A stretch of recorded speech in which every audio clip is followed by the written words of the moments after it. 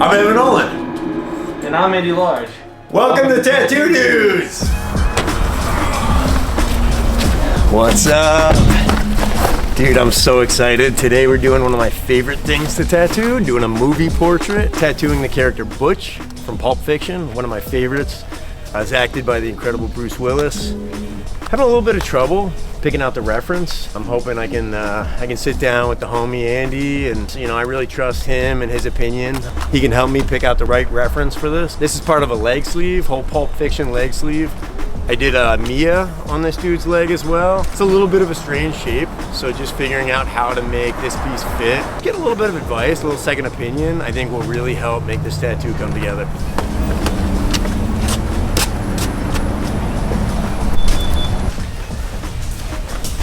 My dude! What's up, man? What's up, buddy? Check your message. Yeah, man. I'm doing this Butch tattoo. I got it down to a few references that I like. It's so tricky to find the right reference because you need a photo that's going to capture the likeness and the essence of who they are.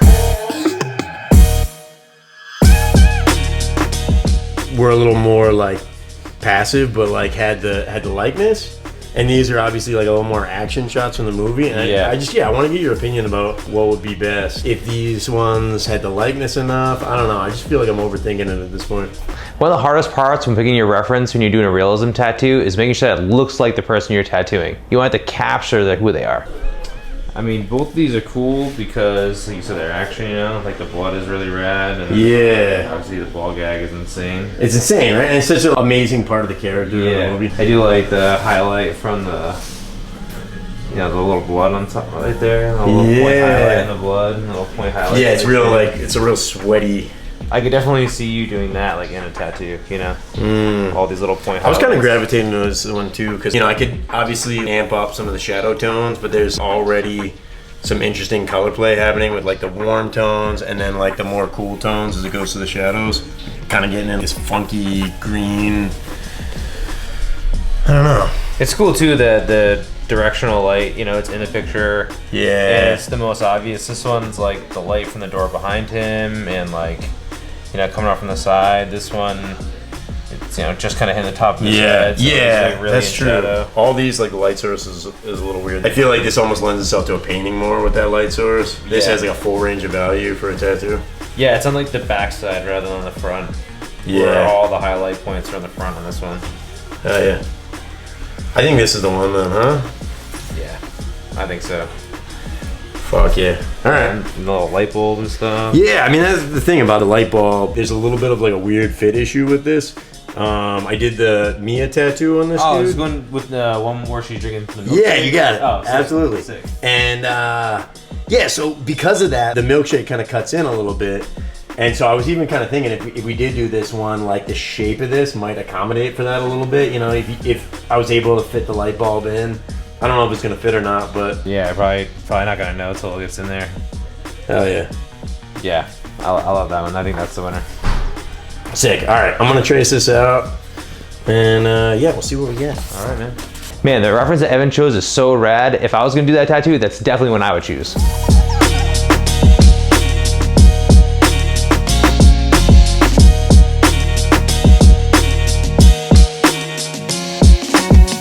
This is the right reference. I'm so happy with this reference that we finally picked.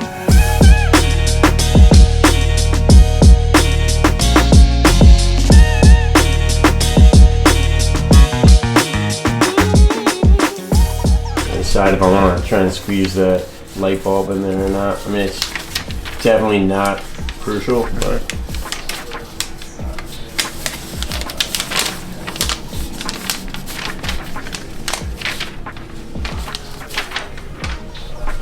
If you're lining up two tattoos, you might have a spot that you don't realize is gonna be there and you gotta do something about it. Yeah, I mean the shape that we did her too, because of the hand and the milkshake, it's not. It goes out a little bit. It does go out a little bit right there, but I think that could be fine. His head's gonna be a little bit above where that is. I think it actually works out perfect.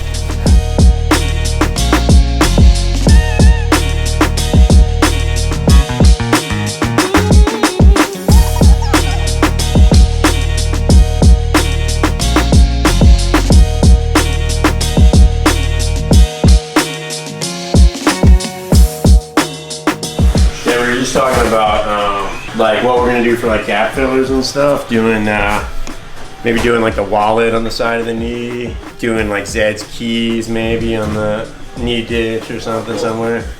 I feel like he's just like always like writes stuff just to fulfill his secret desires. Like the sucking on Selma Hayek's foot. Yeah, exactly, the foot fetish. You seen From Dusk Till Dawn?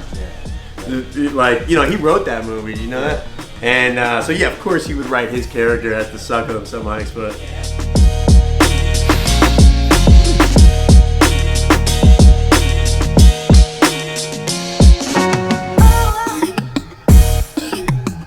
Moment of truth, getting that sized in there, seeing how that fit works.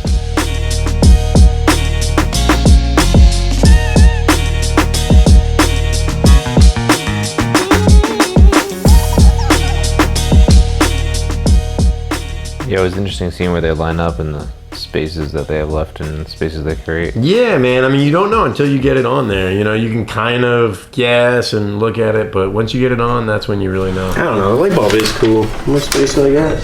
I could probably squeeze that light bulb. It'd be cool between the space between them, you know? I know. This is a lot of space of just that. You know what I mean? Yeah. It's like almost the same size of his face. Well, we were talking about too, like the shape of that one kind of cuts out in a little bit of a diagonal. Partly because of the placement, you know, the leg, but also partly because of the milkshake there too. It's like the perfect little Dorito. Huh? It is the perfect little Dorito size shape for a light bulb. It really is. It's the perfect little Dorito. Boom, look at that. Sick. Now that I got those two tattoos blending together and I don't have to stress about the fit anymore, I can see how this is gonna become one awesome leg sleeve. Solved it, bro. Yeah, it's really cool how you use that element to bring those two things together. You know, like it was in the picture and you were, you know, willing to work on just the face and making that the priority, but then getting that extra little element in there. Yeah, man, it worked as an extra element and it solved the issue we were having. So I'm really happy with how it really came out together.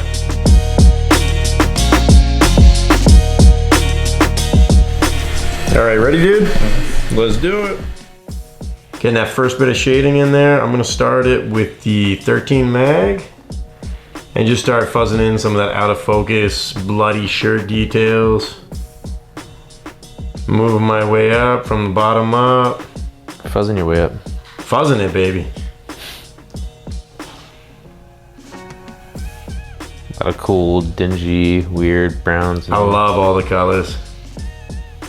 Having so much fun just building up this palette and playing with all those colors, man. This was definitely the right choice as far as references go. Having a lot of fun, couldn't be happier with it. And you know, now the biggest obstacle is just nailing that reference. Getting the likeness, just, you know, getting that likeness spot on. I think we picked out the best reference and now it's just nailing that likeness. Yeah, definitely. Yeah, a lot of fun tones. Weird fucking like muted, sort of muddy, kind of almost like greenish kind of shadow tones. Really cool. Just like capture that dark, dirty basement light. Single light bulb, sweaty, dirty basement. Doing a portrait is probably the hardest thing there is to do. If I don't capture this likeness perfectly, the whole thing could fall apart. Yeah, a lot of large mags. 13s and 17s gonna capture those big blends.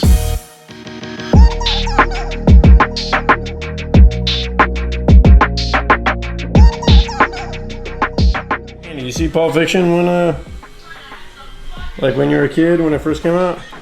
Not when it first came out. Like 95, 96, something like that maybe? I probably saw it a few years after that. Dude, it's such a fucking... I remember seeing the box though at the movie store and wanting to rent it so fucking bad. Yeah. That like I remember it was like one of those times like my mom was gone. I like had started to go through like everything at the store. Everybody was talking about it. Yeah. I feel like it just took over the pop culture at the time.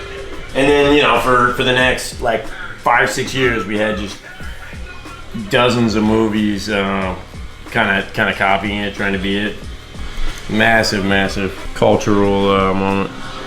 It's be really cool for you doing this tattoo, you know. I'm such a big fan, you know, and Oh yeah, man. you connect with the subject matter, so I feel like you always like put a lot more into a piece when you do that. You know? Totally, and you know, I'm not just trying to make a good tattoo and capture the likeness and you know all those things. I'm trying to do something that captures the feel of that movie and what the movie, you know, what feeling the movie gave me, and you know, it's such a cool thing to capture. Here we go. That's it. Right there. That was the shot. Right, oh, right here. That's the shot. Yep.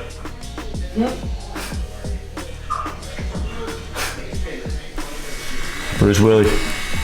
Whew, now that the tattoo is finally coming together, I can really breathe a sigh of relief. It's not done yet, but I can tell it's really starting to look good. Yeah, dude. I couldn't be happier we went with this reference. It's just such an iconic moment, and yeah, there's just so much drama to it. That wild-eyed stare. Yeah, it definitely like captures the emotion, you know, and just kind of the craziness of the whole movie, and just him and his character in the movie. Hell yeah. Just the scene too. It's like oh, it's so iconic. chaotic and crazy. Love it.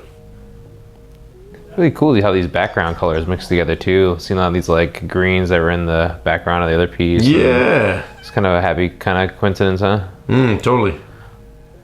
Yeah, I think a lot of that, yeah, I mean, the colors do kind of mesh. I mean, a lot of that has to do with, you know, pushing the colors back in the background, making them a little more muted so they push back, and then using a lot of large mags to give it that soft kind of out of focus feel, so you can kind of seamlessly kind of mesh one into the next. Yeah, just thinking about those edges, you know, it's not just about the shape and the fit when it comes to putting together a leg sleeve, but it's also about the technique-wise, how you blend those edges together that really sells it. Oh yeah, getting into some of those finishing details. I'm feeling really good about the likeness at this point. You know, it's really when those final white highlights come in that you know you've got it. Man, those white highlights are really selling that grimy, sweaty look. Wow, man, that's really cool. I love the way the light from the light bulb really feels like it comes from there. You know, like it looked like it in the photo, but the way you did it here, I feel like you captured it even more. You know, like you really. Yeah, just trying to very subtly boosting up a few things. But yeah, man, I'm really happy with this piece. I had so much fun. I appreciate your help with it, bro. Yeah, I mean, that looks just like him, man. You really captured him and his character. Awesome, man. Glad I could be helped you. You fucking nailed it. Hell yeah, man. Thank you so much. And thank you guys for watching. Make sure to like and subscribe for more just like this one. And we'll see you next time. Peace.